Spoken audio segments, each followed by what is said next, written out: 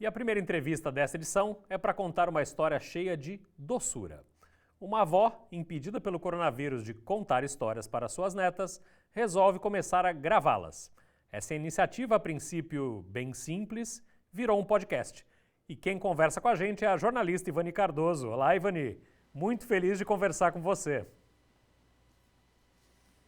Oi, Gustavo, eu também. Nossa, fiquei muito feliz, primeiro, por conversar com você, segundo, também pela Santa Cecília, né? TV dos amigos queridos aí da Lúcia, da Silvia, do Marcelo, enfim. Estou muito feliz e também para falar das histórias, né, para as minhas netas, que foi uma coisa realmente muito especial que me aconteceu no Pois meio desse isolamento é. todo. Essa história é sensacional. Primeiro que você contasse quantos anos tem as tuas netas e como começou essa tradição de contar a história, porque essa adaptação de fazer isso eletronicamente veio porque já existia o hábito antes, né, Ivani? Assim, eu sempre adorei contar histórias, contava histórias para meus filhos quando eu era pequena, meu pai me contava histórias, e quando a Helena nasceu, a Helena vai fazer 6 anos agora, está com quase 6 anos, 5 anos e 7 meses, e a Júlia está com 1 ano e 8 meses, acho que é isso. Mas, enfim, quando a Helena nasceu, desde que ela era pequenininha, eu sempre comecei a contar muitas histórias para ela, e ela foi gostando, e ela adorava contar, que ouvia as histórias, ela pedia, e a Helena sempre foi assim, ela pedia as histórias, ela encomendava. Ah, vovó, hoje eu quero uma história de uma menina que não gosta do azul. E aí a avó inventava as histórias na hora. Então, assim, era um hábito entre nós, né? E eu sempre fui muito ligada nas meninas, e assim, de ver toda semana, eles moram aqui em São Paulo.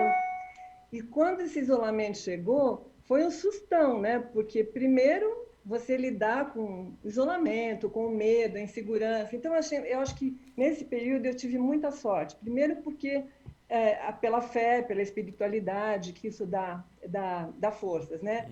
Segundo também porque eu participo de um grupo aqui em São Paulo que a gente estuda envelhecimento, há muitos anos que eu participo. Então, assim, quando você estuda envelhecimento, você estuda temas como medo, a morte, o isolamento, a solidão. Então, assim, a base, também eu tive uma base muito boa, até para desenvolver mais flexibilidade, mais resiliência durante esse tempo, né?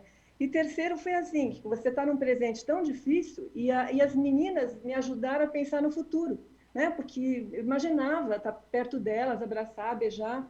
E aí eu contei a primeira história, e aí a Helena gostou muito, a Júlia ainda não entende muito, ela reconhece a voz, mas ela já começou a gostar de histórias também, mas a Helena já... E a Helena está com umas primas, a Luísa e a Lala, eles estão numa chácara no interior, então as primas também começaram a ouvir as histórias, a Helena gostou e fui me animando.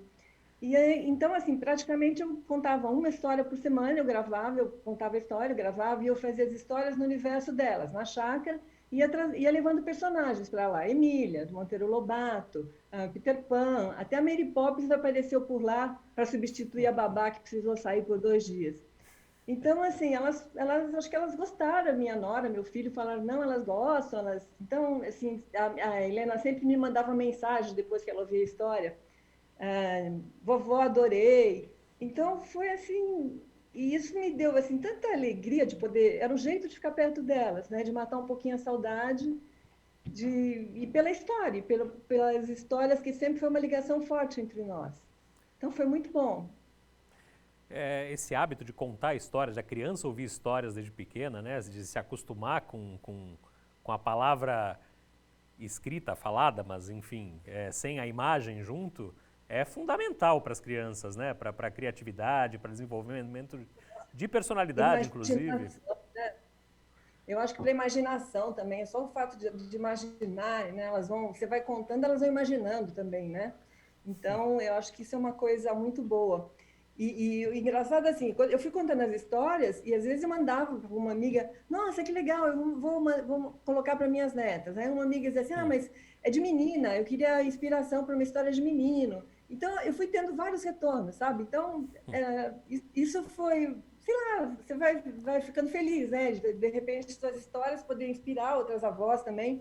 E aí, um dia, minha filha, a Cíntia, que ela nem é muito ligada em tecnologia, ela criou o podcast, ela foi atrás e eu fiquei tão feliz, foi uma surpresa tão linda, né, dela para mim, foi um presentão, né, porque ela fez, e quando eu vi já estava pronto o podcast, ela me mandou, Então, eu fiquei até emocionada, porque não era uma coisa, eu não estava planejando fazer um podcast de histórias, mas aí ele surgiu. E eu estou curtindo muito isso, né? Estou adorando. Que te E, tira um pouco da seriedade do dia a dia, né? sim, com certeza, né? E quando que você percebeu que outras crianças também podiam se interessar por essas histórias? Porque, assim, por exemplo, eu tenho uma prima, ela está até no Canadá, e aí eu mandei a história para ela, e ela mandou para a neta, e ela falou, nossa, ela adorou a história. Até depois eu fiz uma história também, mandei para a neta dela, com o nome da neta dela. Então, assim, esse tipo de retorno, e depois que a gente divulgou o podcast, nossa, eu tenho tido retornos assim maravilhosos. Essa semana entrou a primeira história, uma história de menino, inspirado no Francisco, que é filho de uma amiga, que eu falei, nossa, eu preciso colocar o universo masculino, que meu universo é muito feminino, da Helena e da Júlia, né? Então, o Francisco, ela me deu umas informações, eu fiz uma história de meninos, que entravam soldadinhos de chumbo e tal. E agora eu vou ter outras histórias de meninos também, porque assim você entra nos dois universos, que eu acho legal, né?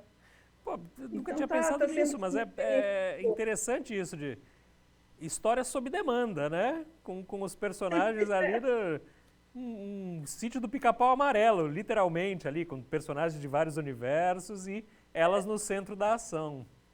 É legal. Na Páscoa, por exemplo, que em vez de falar de coelhinho de Páscoa, eu fiz um conto chamado a Lagartixa de Páscoa.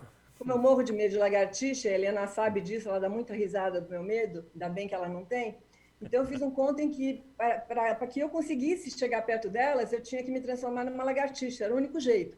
Então, eu venci esse medo, porque meu amor por elas, minha vontade de estar perto era melhor, e eu virei uma lagartixa que apareceu lá na chácara. Então, o nome do conto é Lagartixa de Páscoa. Então, você vai criando, e está sendo fácil para mim. Eu sento, sei lá, vem a história, assim, são histórias curtas, simples, né? Se não desinteressa também, a criança também não tem muita paciência para ficar. Então, assim, eu estou querendo aprender a fazer melhor, sabe? Eu estou, sei lá, tô gostando muito da experiência. Foi uma surpresa nessa altura da minha vida, né? E isso vai vazar de alguma forma também para o escrito, Ivani? Ah, não Porque sei, eu não essa sei experiência se é por aí. de contar a história, da criatividade, isso funciona bem no papel também, né? Você sabe que desde que a Helena nasceu, todo ano, no aniversário dela, que ela já tem 5, eu faço um livro personalizado para ela. Eu faço um livro com historinhas, personagens, até a Mônica Matias é que faz a diagramação para mim. Então, ela sempre ganha um livro personalizado com o que ela está vivendo naquele ano. Então, teve um ano que ela estava curtindo as princesas, eu fiz Helena as princesas. Outro ano foi a Patrulha Canina, ela estava nessa fase. Depois do ano foi a Emília, que ela curtia tudo de Emília, ela sabia todos os 12 trabalhos de Hércules, ela sabia de cor aqueles nomes complicados. Então, todo ano eu faço um livrinho para ela, que também é uma coisa que vai ficar, né, de lembrança. E a Júlia ganhou o primeiro ano passado, também agora são duas, né, para fazer livrinho. Como é que a gente faz para acessar, Ivani? É no Spotify, né? Que estão os Spotify, você baixa de graça, né? É só baixar mesmo pelo aplicativo. E é Histórias da Vovó. Histórias da Vovó. Legal. Mudando agora um pouquinho de assunto, Ivani, mas dentro do mesmo cenário, que é essa pandemia e a quarentena, para você que é alguém Sim. tão ligado em cultura, como é que tem sido essa vida sem cinema, sem restaurantes, sem a presença dos amigos perto? Você que é tão social. A gente sente uma falta terrível, né? A sorte é que a internet facilita muito, né?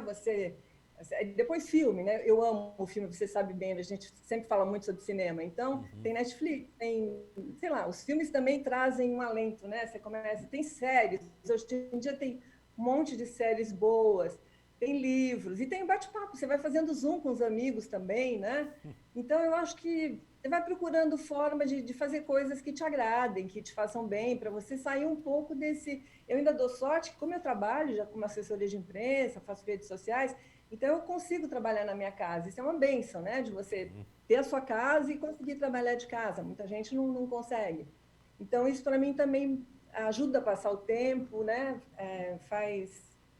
Bom, tem sido difícil por um lado, mas ao mesmo tempo todos os dias eu agradeço porque eu acho que ainda sou assim abençoada, né? Pelas condições de trabalho, de família, de amigos, né? Que essas coisas te confortam muito nesses momentos, né? que você anda assistindo? Dá as dicas então aí das séries boas que você está vendo. Olha, eu assisti uma série que eu gostei muito, que se chama, não sei se você viu, Nada Ortodoxa, na Netflix, que eu achei Nada muito boa. ortodoxa. Eu acho que eu vi É uma, o cartazinho ali, né? Que é uma moça sendo, pode- sendo. e vai falando toda da cultura, das tradições, é muito bonito, muito, a série é muito boa. E também, eu tinha uns DVDs aqui também que estavam tem sem tempo para assistir, andei assistindo, até assisti um que eu achei tão delicado, acho que é argentino, ou mexicano, se chama Noiva do Deserto. Nossa, eu achei lindo, achei lindo. Eu gosto muito de temas de assim, voltados para envelhecer também, até por conta dos nossos estudos, né? Então, por exemplo, esse grupo continua se reunindo. Toda terça-feira a gente se reúne para falar sobre envelhecer. Agora a gente está estudando aquele livro do Harari, que é as 21 lições para o século XXI. Então, toda terça-feira a gente se encontra virtualmente pelo Zoom. Então, são coisas que te fazem continuar, né? Continuar, você ter motivação, você ter um objetivo. Então, eu acho que é o que eu te falei, você tendo paciência, você tem que ter flexibilidade para as mudanças todas que aconteceram, né? Mas nossa vida virou de perna pro ar, né? Mudou tudo. Então, assim, você e fé, né? Eu acho que a espiritualidade nesse momento, eu toda noite, por exemplo, eu faço uma meditação do futuro, né? Eu fecho os olhos, respiro e vou me imaginando no futuro, com pessoas que eu gosto, brincando com as minhas netas, num bar com os amigos, então andando na praia, em Santos, tomando café na padaria. Então são coisas que parecem que vão aquecendo o coração. E tudo isso é muito bom, vai te ajudando, né? São ferramentas que vão ajudando você a enfrentar.